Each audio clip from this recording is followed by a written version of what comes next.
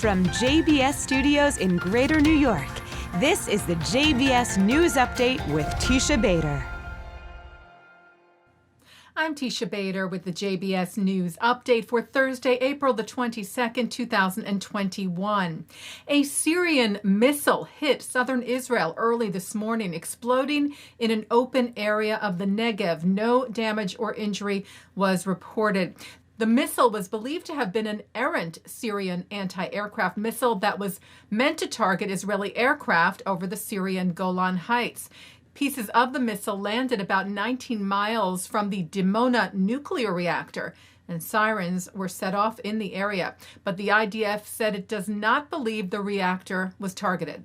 In response to the incident, the IDF tweeted, "We struck the battery from which the missile was launched and additional surface-to-air batteries in Syria." Israel's Defense Minister Benny Gantz told a press conference today that the missile was fired from Syria during an Israeli airstrike there against what he said were assets that could be used for a potential attack against Israel. He said Israel's missile defense system did try to intercept the Syrian missile, saying in most cases we achieve other results. This is a slightly more complex case. We will investigate it and move on. Later today, the head of American forces in the Middle East, General Kenneth McKenzie, spoke before the U.S. Senate Armed Services Committee about the incident, which he said reflects incompetence in Syrian air defense, where they were responding to Israeli strikes on targets in Syria. "I do not believe," he said, "it was an intentional attack, but just rather a lack of capability." The European Union announced a strategic plan to tackle rising anti-Semitism. European Commission Vice President Margaritis Schinas told the opening of a conference on Tuesday on protection against racial discrimination and related intolerance that the plan, part of a $1 billion program to support fundamental rights across the EU, will provide a comprehensive framework to complement and support member states' efforts on preventing and combating anti-Semitism, as well as educating on Holocaust remembrance and fostering Jewish life in Europe. Jewish organizations welcomed the initiative. CEO of the Anti-Defamation League, Jonathan Greenblatt, wrote, "We've seen a troubling rise in anti-Semitism across Europe in recent months, including assaults and vandalism. Pleased," he wrote, "that the EU is committing to tackle the issue and support member states in their efforts to curb hate." Israel's ambassador to the United States and to the United Nations, Gilad Erdan, addressed the UN Security Council today, speaking at a debate entitled "The Situation in the Middle East, Including the Palestinian Question."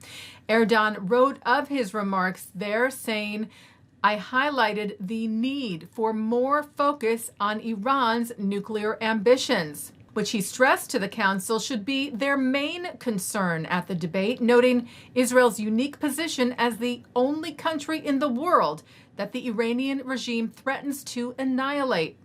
Erdogan added that if the members of this council intend to once again use their remarks to discuss the Israeli-Palestinian conflict, "I hope," he said, "that you will address how this institution will be able to continue to work with the Palestinians if Hamas increases its power in the upcoming elections."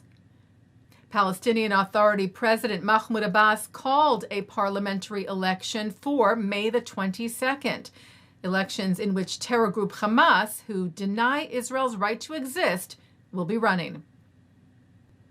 And Erdogan took part later today in a special ceremony to mark Earth Day, joining the United Arab Emirates ambassador to the United States, Yusuf Al-Otaiba, in Washington, as well as the ambassadors of Egypt and Jordan, to plant an olive tree in the Peace Garden of the UAE's embassy, symbolizing the new friendship between the Emirates and Israel and the shared commitment to closer cooperation on climate action.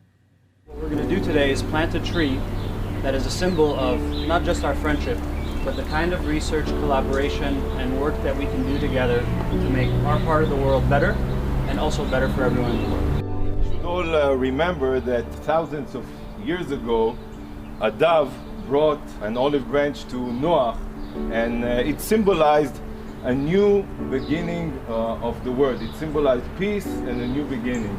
And today we planted together an olive tree symbolizing peace between our nations and the beginning of a new Middle East. And we continue our special programming for Earth Day today here on JBS for Thursday, April the 22nd, including at 8 tonight, students from the Alexander Mas High School in Israel describe their experiences working with the Jewish National Fund's environmental initiatives. That's from Bethel Synagogue of New Rochelle. At 8:30, Rabbinic Fellow at B'nai Jeshurun, Sarah Krinsky, discusses Jewish principles in relationship to the environment.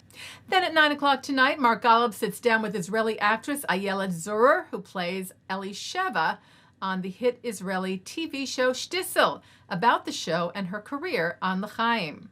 At 10, Seth Siegel sits with Brett Stevens and Dr. Ari Zaban to talk about Israel's groundbreaking work with water.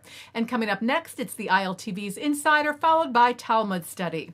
And that's the JBS News Update for Thursday, April the 22nd, 2021. I'm Teisha Bader. Stay healthy. Stay well.